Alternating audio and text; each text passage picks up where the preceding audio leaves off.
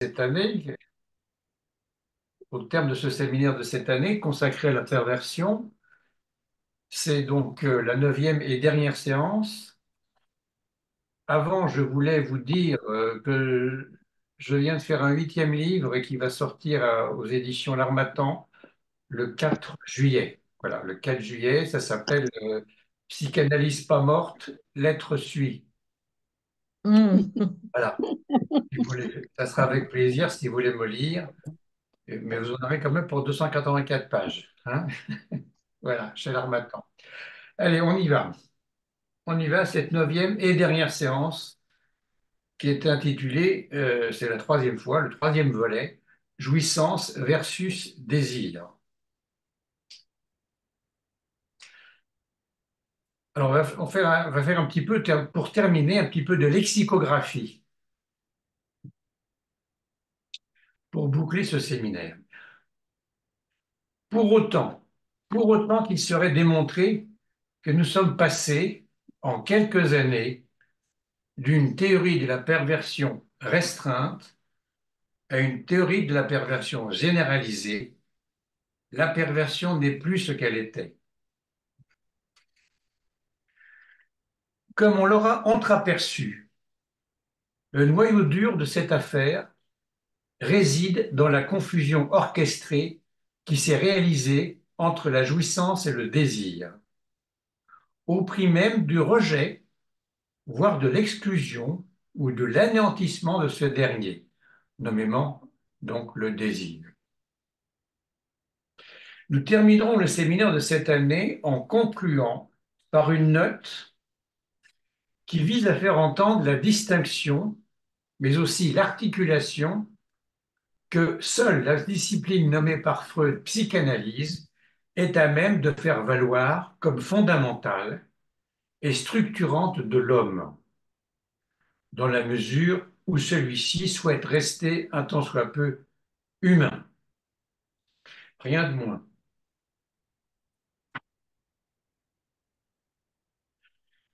Jacques Lacan souhaitait que la jouissance, il disait le champ de la jouissance, fut appelé le champ lacanien. C'était au cours de son séminaire de 1969-1970 intitulé L'envers de la psychanalyse. Donc, séminaire livre 17, L'envers de la psychanalyse, seuil 91, page 91, ce que je viens de citer là. Au début de son enseignement, et durant quand même un certain nombre d'années, Lacan, comme Freud, fait usage du terme de jouissance, là où Freud utilise les termes de Lust ou Genuss, qui signifient et sont synonymes dans le langage courant de l'allemand de joie, plaisir. Certes, mais plus encore lorsqu'il s'agit du domaine sexuel, plaisir extrême, extase, béatitude, et surtout volupté quand il faut désigner la satisfaction sexuelle proprement dite. Mais, à y regarder de plus près, Freud distingue. Il utilise le mot Lust pour viser le plaisir, l'envie, le désir. Néanmoins, lorsqu'il veut souligner le caractère en quelque sorte excessif dudit plaisir, il se met à utiliser le mot genus, connoté alors d'une pointe d'horreur, voire de jubilation, disons morbide. Il s'agit en français ici, en français moderne, du terme qui lui est équivalent, celui de jouissance. Si l'on examine l'œuvre freudienne, on peut y lire que Freud n'a pas conceptualisé la jouissance. Cependant, il faut préciser, s'il ne l'a pas conceptualisé, il en a néanmoins cerné le champ à partir du moment où il repère et conçoit un au-delà du principe de plaisir, c'est-à-dire à partir du début des années 1920.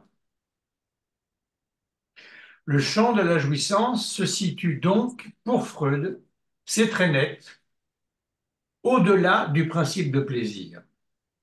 principe qui régit, je vous le rappelle, le fonctionnement de l'appareil psychique. Le champ qu'il circonscrit est le champ dans lequel se manifestent les phénomènes répétitifs intrinsèquement liés à la pulsion de mort, todos trieb. Le plaisir qui est exprimé est un plaisir dans la douleur, soit une jouissance. Lacan apportera une redéfinition de cette pulsion de mort freudienne comme étant une pulsation de jouissance, et une pulsation de jouissance qui insiste. Qui insiste où? Qui insiste au moyen et dans la chaîne signifiante inconsciente. Lacan replace donc toute l'affaire de la jouissance au cœur même du champ et de la fonction de la parole et du langage. Ainsi, il en découle que le plaisir et la jouissance sont à distinguer. Ils ne sont pas du même registre, plus même. La jouissance a une caractéristique. Elle se manifeste toujours en excès par rapport au plaisir. Cet excès confine à la douleur. Comment faudrait-il dire au médecin que le patient, dans et de sa douleur, assez fréquemment jouit? Incompréhensible pour le médecin. Tout au plus, il accepte de croire que son patient fabule, exagère, mais qu'il jouisse, ça alors. Si la jouissance excède le plaisir, en revanche, le plaisir est une barrière contre la jouissance. Mais le plaisir a bien du mal à faire barrière lorsque l'impératif du surmoi se met en branle, qui dit au sujet jouis. Ainsi pourrait-on dire, la jouissance, c'est ce qui échappe au plaisir, c'est ce qui l'excède. Le plaisir, parfois donc, est excédé par la jouissance. Entendez-le comme vous voulez, est excédé par la jouissance. C'est sans doute pour cela qu'il renonce assez souvent à lui-même, le plaisir, en tant que plaisir. Interrogez là-dessus les obsessionnels, mais aussi bien quelques hystériques. Lacan, ceci le caractérise, a une conception de l'inconscient qui excède la conception purement freudienne. Lacan a une conception de l'inconscient structurée, dit-il, comme un langage. Comme un langage, ça ne veut pas tout à fait dire un langage. Mais Lacan rencontre aussi que le langage ne permet pas de tout dire.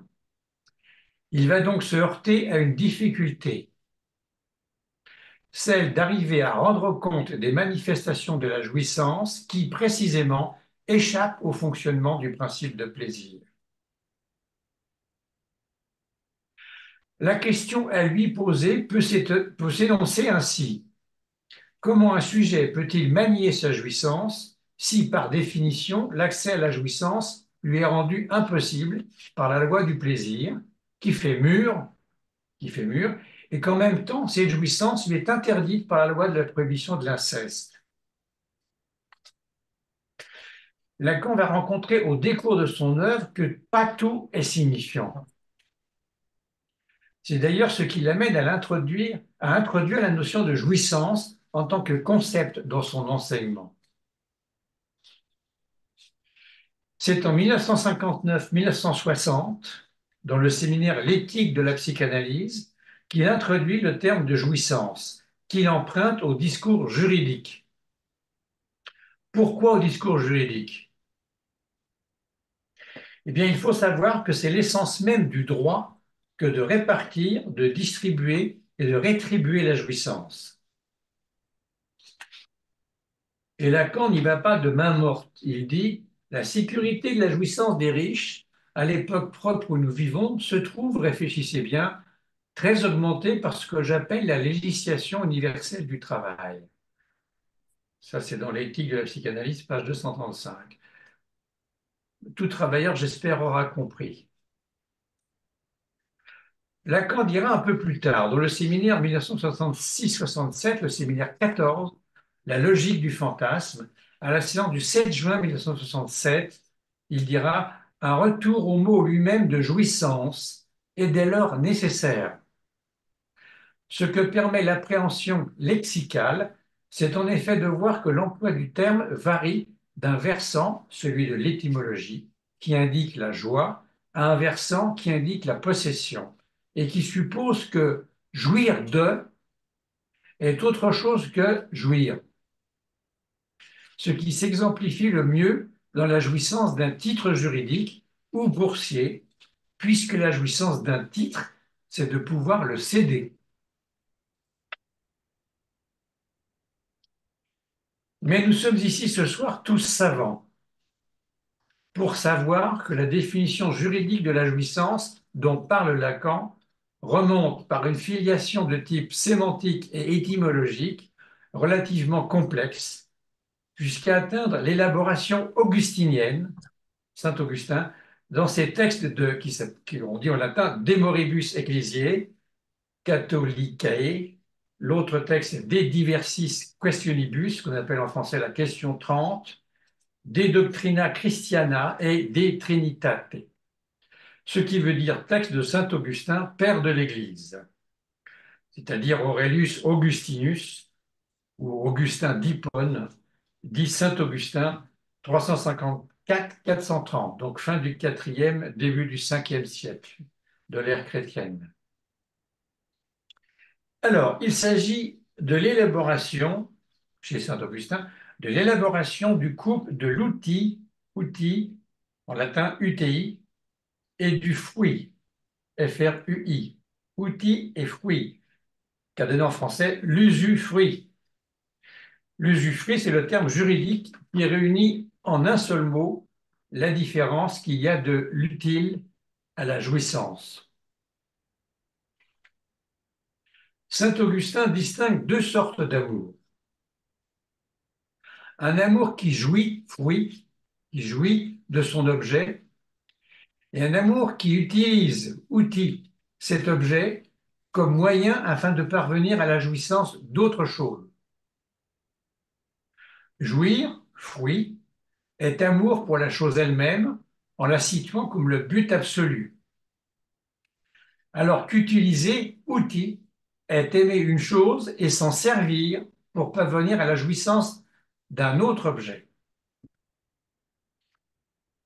Mais le fruit et l'outil sont dans un rapport plus complexe, car ils se combinent selon différentes modalités qui vont se ranger selon une échelle de valeurs. Caritas, l'amour qui est réservé à Dieu, jouit de Dieu en utilisant le monde. C'est un bon amour en tant qu'absolu qui fait un bon usage du monde. Cupiditas, le désir sexuel en est partie prenante, jouit du monde en utilisant Dieu. C'est un mauvais amour car il fait un mauvais usage de Dieu. Augustin fait donc la distinction entre une bonne et une mauvaise jouissance en référence à la loi divine.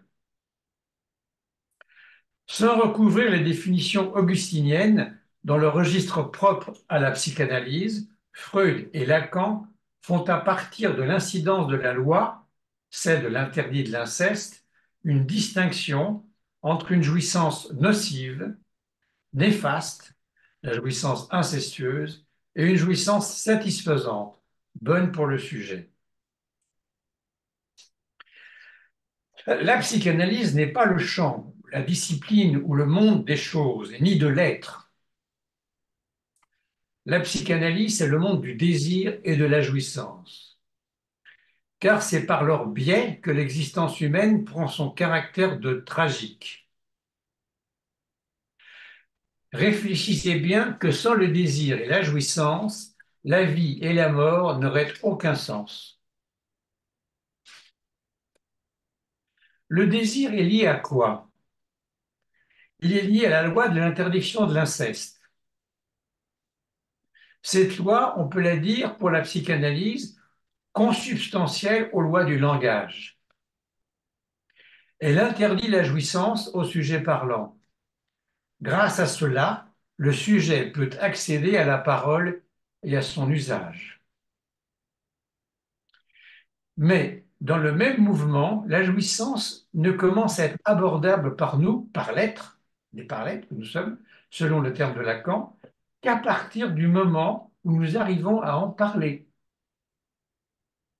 Et c'est précisément cela l'apport lacanien, d'en parler, d'y arriver à la faire passer dans et par la parole, la dite jouissance, eh bien, ça la modifie. Prenons la suite de Freud. Lacan va se mettre à l'ouvrage afin de montrer comment s'articulent jouissance et langage, langage et jouissance. Lacan va démontrer tout au long de la deuxième partie de son enseignement que la jouissance, l'indicible, l'ineffable jouissance, en tant que corporelle, procède, oui, oui, oui, procède et s'anime de la langue, rien de moins. Qu'est-ce que cela veut dire? Cela signifie que la jouissance avec Lacan, c'est quelque chose qui va pouvoir être, partiellement en tout cas, cerné par le discours, puisque la dite jouissance ressortit désormais, avec cet infernal Lacan, d'une causalité signifiante. Cette causalité signifiante de la jouissance est génératrice de quelques conséquences d'importance. Avec Lacan, le champ de la jouissance se diversifie, mais se complexifie aussi. Le champ du sujet va se trouver envahi par différentes modalités d'émergence de la fameuse jouissance, qui, d'une, devient presque multiple. 4 jouissances semblent constituer notre héritage lacanien aujourd'hui. La jouissance de l'autre, grand A, la jouissance de l'autre que Lacan écrit J, facteur de grand A, entre parenthèses. La jouissance de l'autre que Lacan écrit J, facteur de grand A. Quel est ici cet autre, grand A? Cet autre, on l'a vu déjà dans mon séminaire de cette année ou de l'année dernière, par exemple, c'est l'autre, grand A, en tant qu'il intervient par son corps propre. C'est le corps propre de l'autre qui est impliqué dans cette première jouissance. La deuxième, la jouissance phallique, que Lacan écrit grand J, facteur de grand phi. Cette jouissance, c'est très clair, c'est peut-être même la plus claire, c'est la jouissance liée directement, chevillée même au langage. C'est la jouissance du signifiant, des effets de sens du signifiant. Troisièmement, troisième jouissance, la jouissance attenante à l'objet petit a. À l'objet petit a, cause du désir, comme Lacan l'appelle dans la première partie de son œuvre. On sait que c'est l'opération signifiante qui produit cet objet petit a. Mais ce que l'on sait en même temps, c'est que cet objet petit a échappe néanmoins à la prise de la dite opération. Il en reste un reste, précisément, un reste de jouissance, un reste de l'opération de division subjective que Lacan appelle ici objet petit a. Cette jouissance a le nom de l'objet petit a, le nom que Lacan lui donne dans la deuxième partie de son enseignement, celui de plus de jouir. C'est la jouissance de plus de jouir.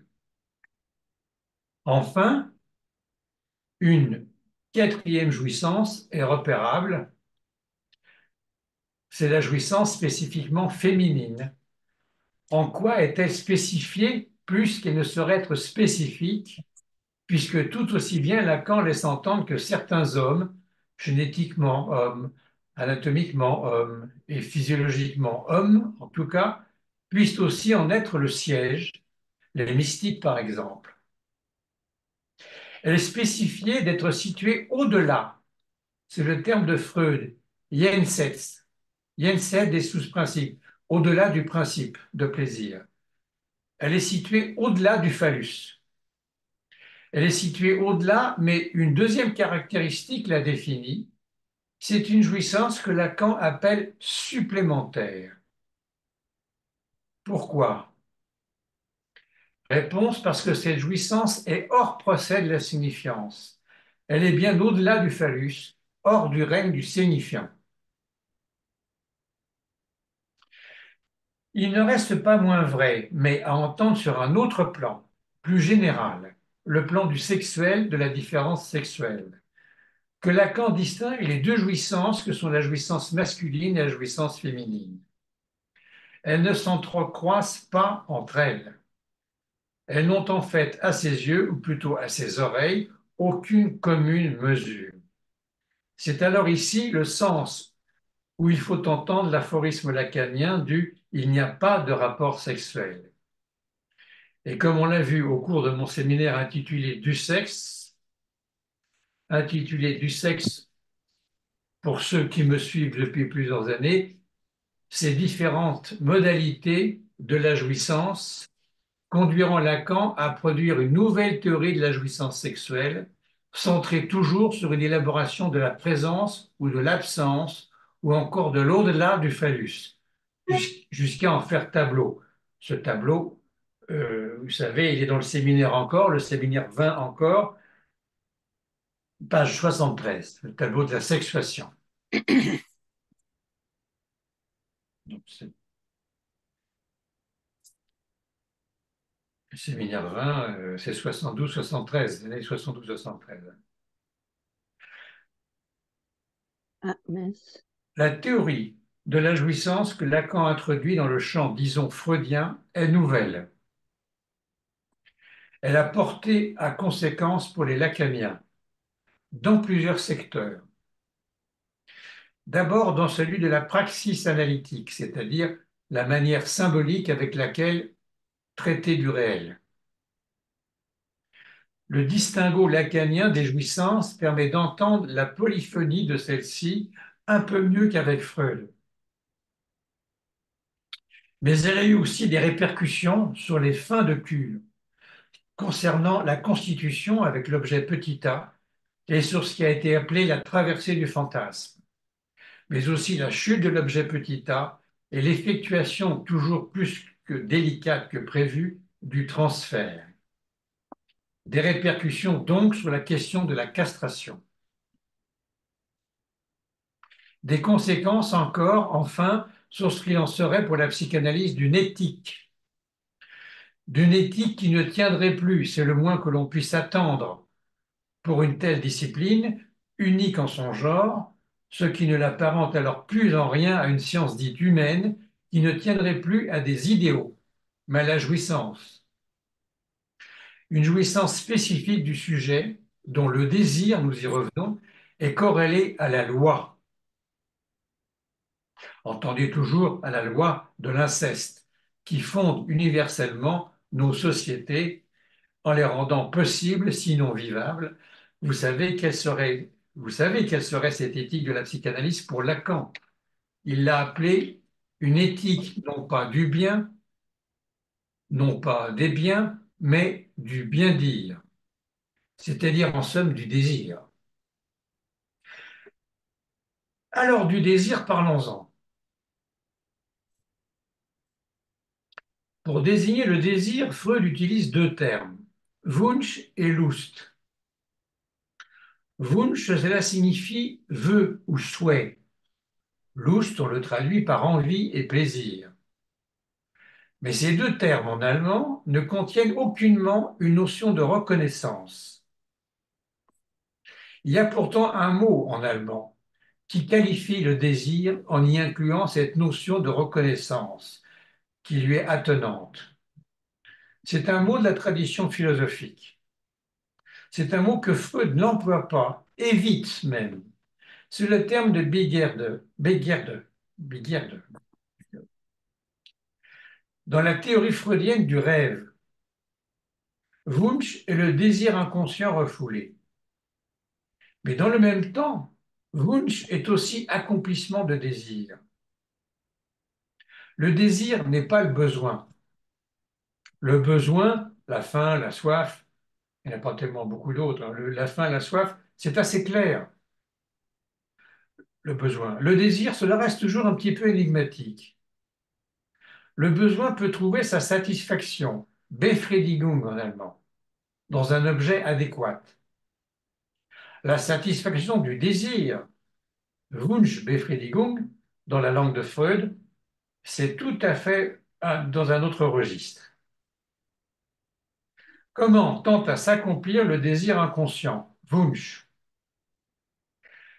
L'accomplissement se réalise dans la reproduction onirique ou fantasmatique des signes de perception au moyen desquels une expérience dite de plaisir, Lust en allemand, ou dite de déplaisir, Unlust en allemand, a été mémorisée au sein même de l'appareil psychique.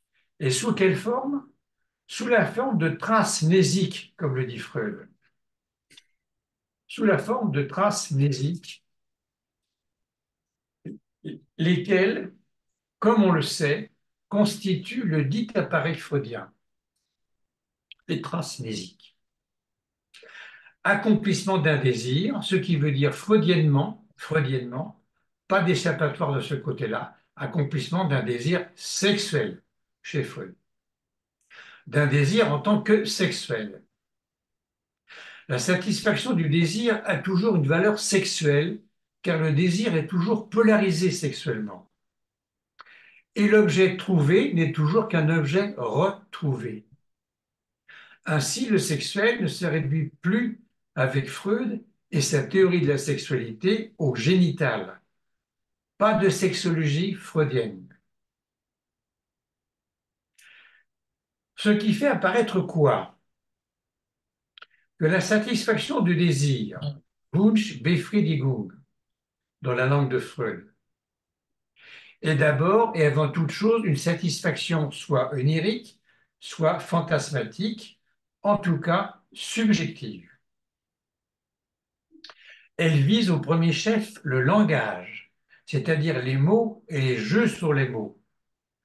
Dans le mot d'esprit et ses rapports avec l'inconscient, le mot d'esprit et ses rapports avec l'inconscient, 1905, chez Gallimard en 70 si vous voulez, donc 1905, dans le mot d'esprit et ses rapports avec l'inconscient, l'inventeur de la psychanalyse, Freud donc nommément, montre bien que le travail du rêve se sert de tout le domaine des jeux de mots.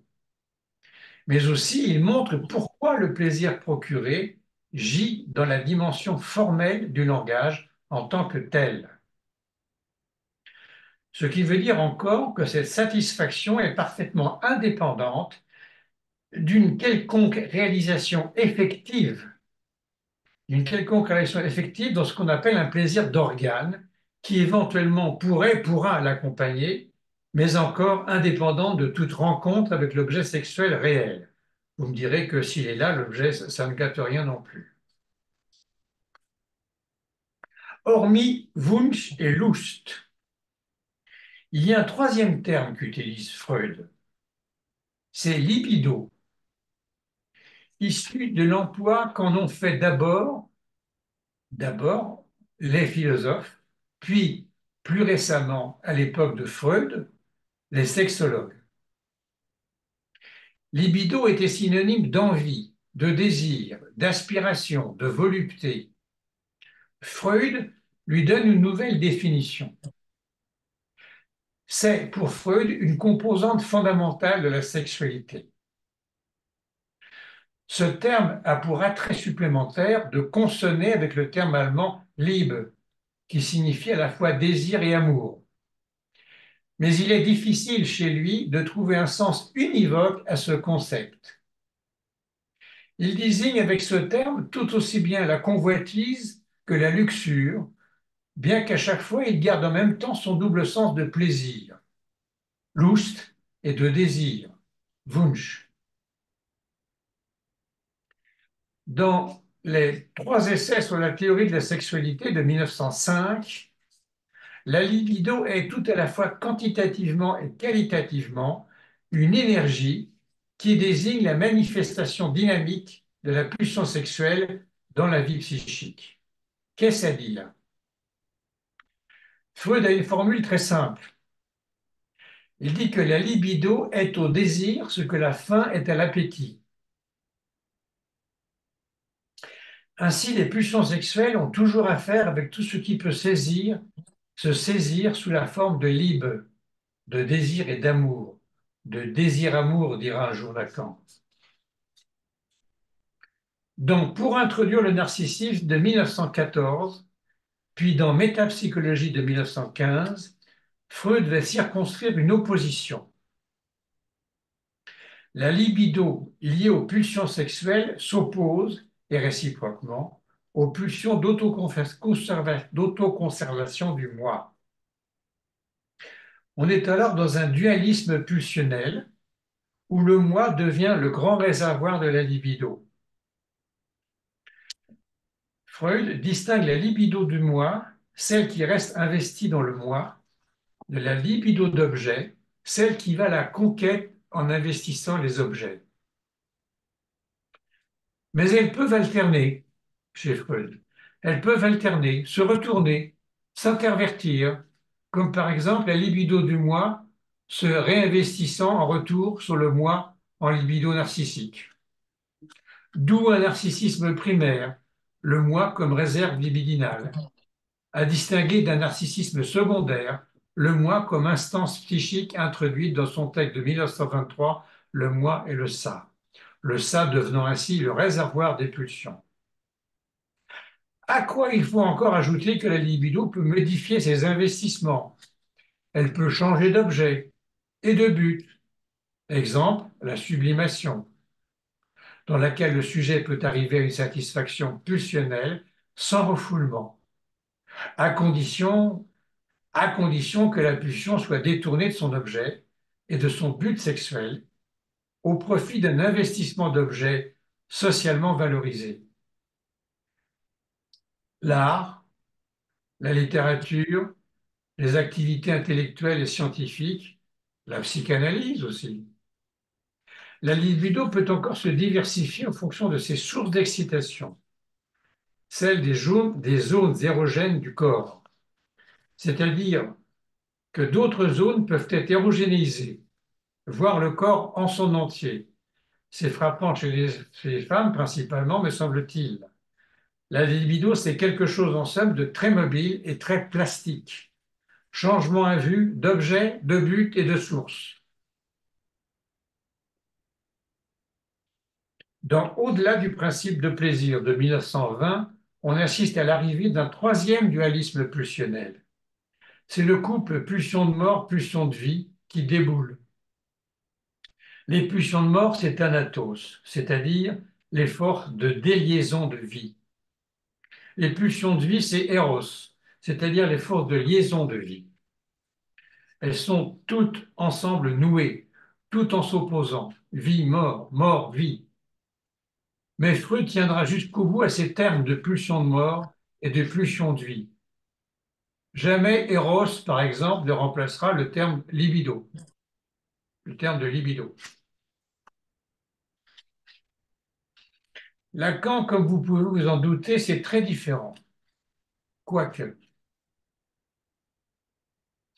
Lacan ne va pas puiser à l'unique source freudienne du Wunsch pour construire sa théorie du désir.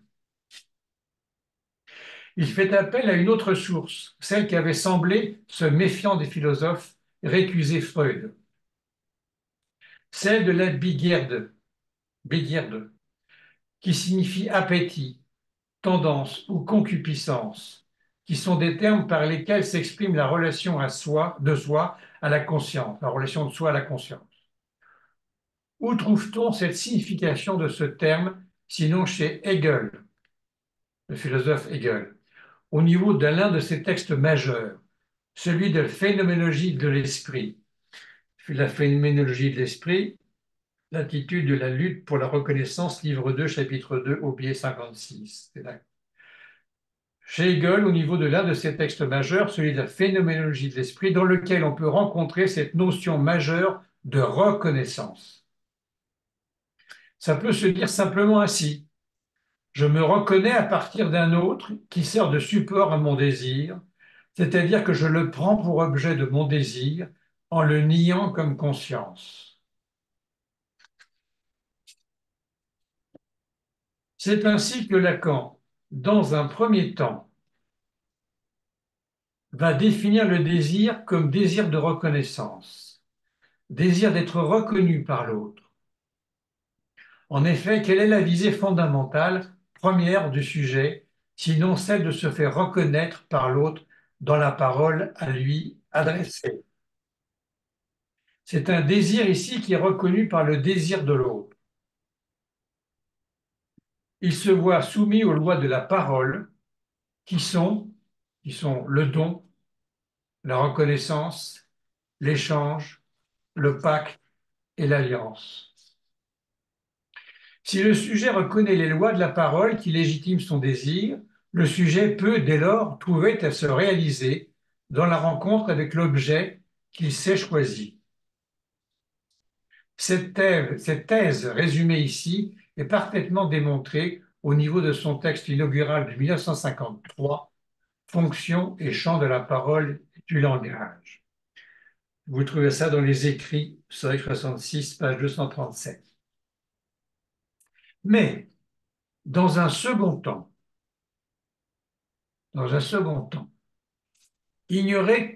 inauguré par son texte de 1958, l'instance de la lettre dans l'inconscient. L'instance de la lettre de l'inconscient, ou la raison depuis Freud, est également dans les écrits, page 493. Dans son texte de 58, l'instance de la lettre de l'inconscient, tout change. Tout change. Et sa définition du sujet, et sa définition du désir. Avant, le sujet n'est pris qu'au sens de la personne. Il peut alors trouver une sorte de complétude de son être au moyen de la parole dite pleine. Ainsi, il se réconcilie avec un désir en lui reconnu. Après, c'est bien différent. Le sujet est conçu et défini comme divisé par le signifiant et ses effets de signifiant. C'est la distinction qui existe entre le sujet de l'énoncé, c'est-à-dire le sujet de la phrase, le sujet grammatical, et le sujet de l'énonciation, c'est-à-dire le sujet qui parle et prononce la phrase. Le signifiant représente le sujet pour un autre signifiant, pas pour un autre sujet, précise bien Lacan. Une distinction avec la personne est à ce moment-là bien définitivement établie. Le désir de ce sujet-là, divisé par le signifiant, est parfaitement soumis aux lois du langage, qui sont des lois essentiellement régies par le jeu de la métaphore et de la mythonymie.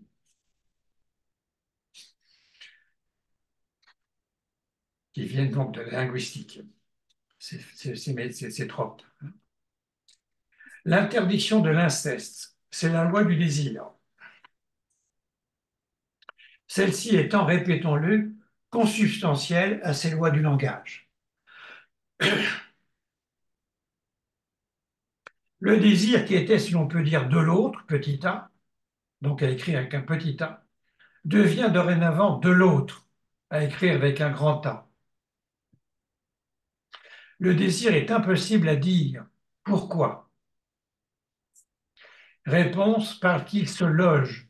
C'est son logis, en même temps que son logement. Parce qu'il se loge dans la métonymie de la chaîne signifiante. La métonymie de la chaîne signifiante, c'est très facile à comprendre. C'est le procédé par lequel un concept est exprimé au moyen, tout simplement, d'un autre concept, mais précision d'un autre qui lui est relié par une relation nécessaire. Ça pose un problème, parce que ce désir ainsi logé, le sujet ne peut plus le reconnaître. Il faut le lui interpréter afin qu'il puisse, lui, le nommer. Ainsi, à partir de ces représentations langagières, le désir est porté à l'existence au moyen de la parole. La tâche du sujet en analyse est de repérer les signifiants qui le déterminent. Par ce seul moyen, ô combien plus radical que ne le croit un vain peuple de non-dupes, le sujet pourra changer le cours de son histoire. Changer le cours de son histoire. À l'instar de Freud, mais à sa manière, Lacan montre que la réalisation du désir est complètement liée à sa représentation signifiante. Ainsi, l'on peut dire que le premier objet du désir, la mère, l'autre, grand A, est le signifiant de sa reconnaissance. Ça pose un sacré problème, Car plus le sujet s'avance dans les voies de la réalisation de son désir, plus il prend en pleine face les effets de ce que Lacan a appelé sa destitution subjective et le morcellement de ses objets. Qu'est-ce à dire? La destitution subjective, c'est le fading, pour parler simplement, l'évanouissement du sujet. Il s'efface de dit sujet. Il disparaît où? Eh bien, il disparaît sous le signifiant qui le détermine. Il représente alors même qu'il représente alors même que le désir, lui, se réalise par l'avènement justement du signifiant, à l'envers. On dit avec Lacan que le sujet doit disparaître pour advenir à l'être de son désir. Vous remarquerez en ce sens que le désir est toujours in fine désir de mort, puisque le signifiant qui l'amarre comporte toujours un effet de mortification pour le sujet. Ainsi, comme l'avait déjà remarqué Freud, Lacan confirme que dans l'accomplissement du désir, il s'agit d'une satisfaction de l'être, par définition insatiable. Il ne s'agit nullement d'une satiété du désir au moyen de la rencontre avec un objet qui pourrait l'assouvir. Le désir, c'est quelque chose qui rate. Et l'acte désirant est toujours à renouveler. C'est épuisant et sans espoir.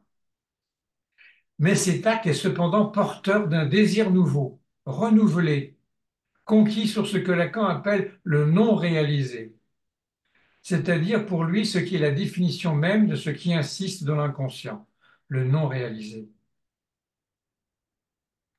Lacan est donc cet énergumène qui a corrélé le désir inconscient insistant à la chaîne signifiante.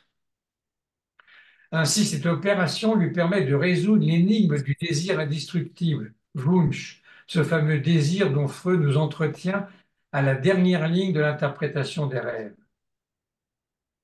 Le désir, c'est donc, on l'aura compris, quelque chose qui est pour Lacan enchaîné au signifiant. Mais comment alors est-il articulé au sexuel? Freud, c'était simple, puisque pour lui, le désir est par définition sexuel. Lacan va devoir corréler le désir au sexuel. Pour ce faire, il lui attribue un objet qui est conforme à sa structure métonymique. C'est le phallus métonymique. Le phallus signifié en tant qu'il manque à la mère. Le texte de référence est ici dans les écrits la signification du phallus, dans les écrits page 685. La signification du phallus. Signification à laquelle je ne peux que vous renvoyer. Voilà, nous en resterons là pour cette année à ce retour sur la signification incontournable pour l'humain du phallus comme corrélation du désir au sexuel, nécessaire à la théorie lacanienne du désir. C'est parce que le désir, ça rate l'objet, perdu pour toujours, que par la question de la jouissance, on cherche à y suppléer. La société d'aujourd'hui, la culture, la civilisation même, s'essayent à nous persuader que la jouissance, c'est ce qui est pour nous la solution à l'échec du désir. On aura vu, je crois, cette année que non. C'est même tout le contraire. Quel sera l'avenir de cette nouvelle illusion de la jouissance sans entrave, de la jouissance à tout crin, immédiate? Personne ce soir ne pourrait le dire. Nous aurons seulement à le vivre pour le meilleur comme pour le pire. Heureusement, comme dit le proverbe, le pire n'est jamais sûr. Je vous remercie.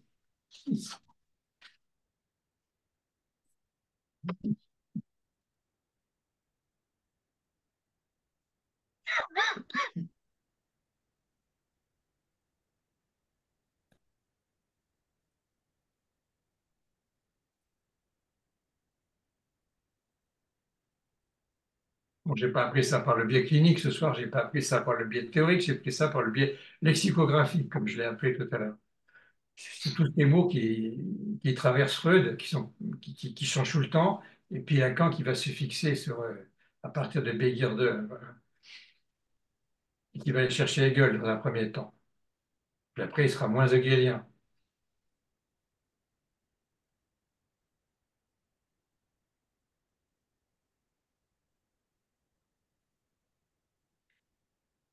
Si je peux me permettre juste une petite remarque, je ne sais pas si ça fonctionne ou pas. Ça fonctionne? Oui, ça On fonctionne. entend, on vous entend bien, oui. C'est quand vous listez les jouissances, les quatre jouissances chez Lacan.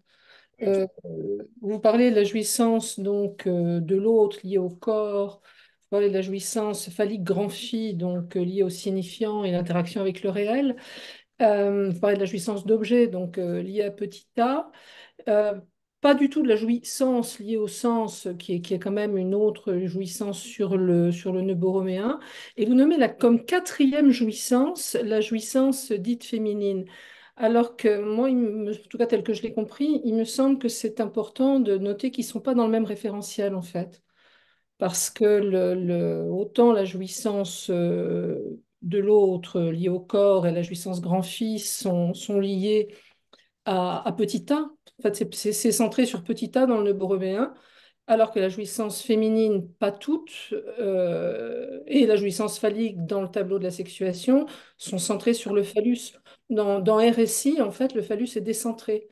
Donc, ça me semblait important de faire la différence et de pas mettre la jouissance féminine dans la liste de ces jouissances grand-fille et moins petit-fille pour la jouissance de l'autre liée au corps. Voilà, c'est juste la remarque que je voulais faire parce que ça me semblait important de tenir compte du référentiel, en fait, RSI d'un côté et le phallus de l'autre. Bien sûr, c'est pas sur le même plan, mais on hérite quand même de ces quatre jouissances. Si on prend que le mot jouissance, ça en fait quatre. Que j'ai pas noté d'ailleurs un, 2, 3, 4. Il n'y a pas de hiérarchie, il n'y a pas de. Mais effectivement, elles ne sont pas sur le même plan, comme vous venez de le rappeler. Oui, tout à fait d'accord.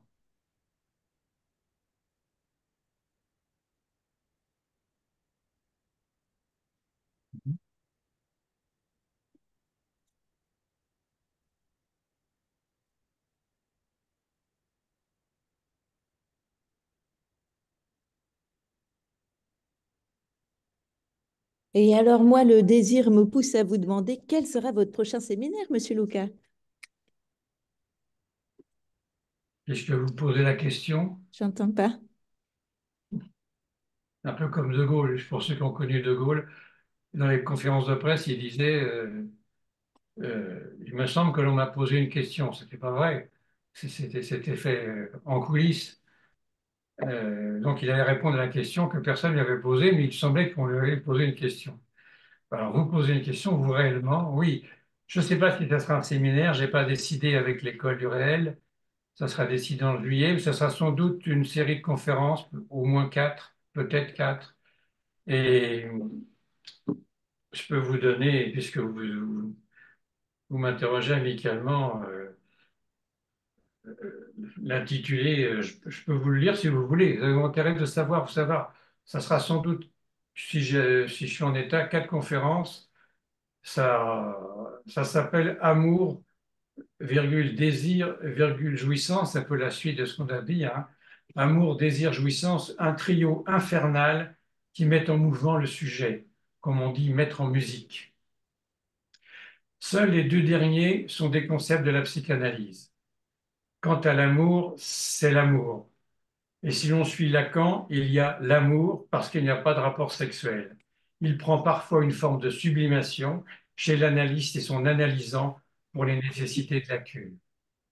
L'amour s'essaye au rapport sexuel qu'il n'y a pas à y pallier. S'essaye seulement.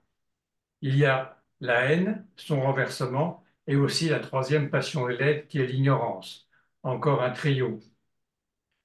Il y a le désir qui n'est désir que parce qu'il rate, qu'il manque l'objet, lequel manque toujours et se ressource sans cesse dans ce manque, de ce manque.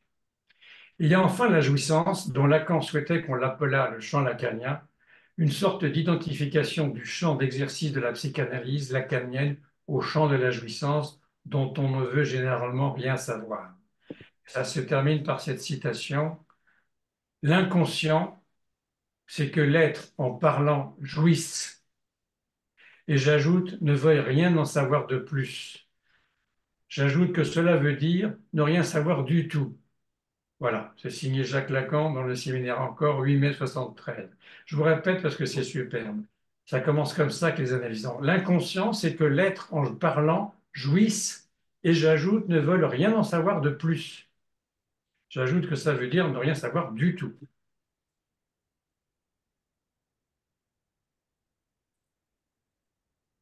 Donc peut-être que la première jouissance, elle est là, hein, celle de parler.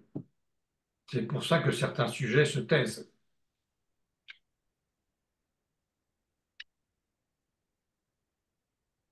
Un très beau programme. Merci. Oui.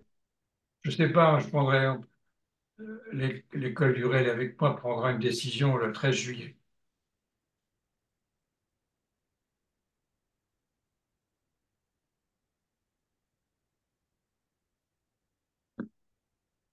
Alors, puisque vous êtes les fidèles, je vous le dis à vous, si vous voulez revoir les séances enregistrées, vous le faites bien sûr sur le site de l'école qui vous renvoie, je ne sais plus où, mais si vous voulez voir les notes aussi de toutes ces séances, vous pouvez les demander. Alors, je ne sais pas, vous pouvez demander à Madame Benouèche, la secrétaire générale, vous demandez à l'école, sur le site de l'école, vous me demandez à moi, on va faire je ferai une liste et puis on enverra les 9 séances, les notes en quelque sorte, rédigées des 9 séances. Donc vous l'aurez sous forme parlée, enregistrée, ou sous forme de texte, sous forme à lire, si ça vous intéresse. Pour ceux que ça intéresserait, mais il faut le demander en quelque sorte. Il faut désirer, quoi, il faut le demander.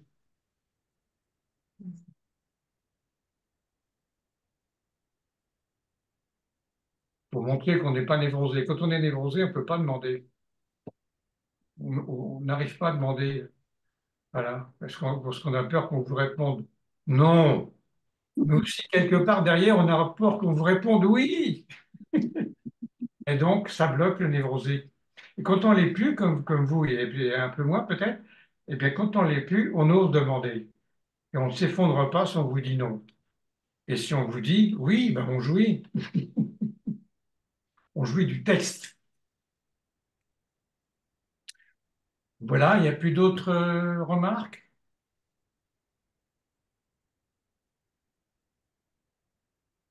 Une, deux, trois, quatre, cinq.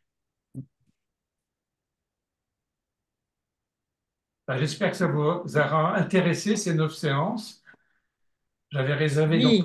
cette séance de la lexicographie parce qu'il faut quand même voir un peu d'où ça vient, hein, étymologie et lexicographie, parce que c'est pas la même chose chez Freud, encore une fois, et chez Lacan. Voilà. En français, on a le terme de jouissance, qui vient donc du monde juridique. Freud, lui, se balade dans un tas d'autres termes qui sont, je dirais pas équivoques, mais plurivoques en quelque sorte, hein. Ça dépend quel ton, quelle intonation, qu'est-ce qu'on veut dire à propos de cette question de jouissance, de désir, de sexe. Donc, vous voyez, les deux mondes, le monde lacanien et freudien, sur cette question, ne se recoupent pas. Même si elles parlent de la même chose, mais ne se recoupent pas. Il n'y a pas de concept de jouissance chez Freud, il y en a un chez Lacan. Quant à l'amour, l'amour-désir, l'amour, c'est pas un concept de la psychanalyse. Alors, on essaiera de manier un non-concept de la psychanalyse, un concept de la psychanalyse freudien et surtout lacanien, et un concept purement lacanien de la jouissance. Mhm. Bon, alors, vous avez été content ou pas? Je vais Oui. casser la tête. Non? Non, non, incontestablement content. Ah, d'accord. Eh bien, écoutez, sur les mots de M. Reagan-Bass, on va se quitter. Je vous remercie d'avoir été fidèle à ce séminaire. Et puis, si vous voulez interroger l'école ou Mme Benouache ou moi-même, on vous dira s'il y a ce séminaire, pas ce séminaire d'ailleurs, quatre conférences ou non. Voilà. Très bien. Et puis, si vous voulez lire mon livre, c'est avec plaisir. En tout cas, Bonsoir. merci pour tout, monsieur. D'accord, mesdames, messieurs, bonne soirée, bonne fin d'année. Merci. Merci beaucoup. Bel été. Merci à vous. Merci. Merci à tous. Au Merci revoir. beaucoup. Bonne Voilà. soirée. Voilà. Merci, bonsoir. Bonsoir. Bonsoir. Voilà.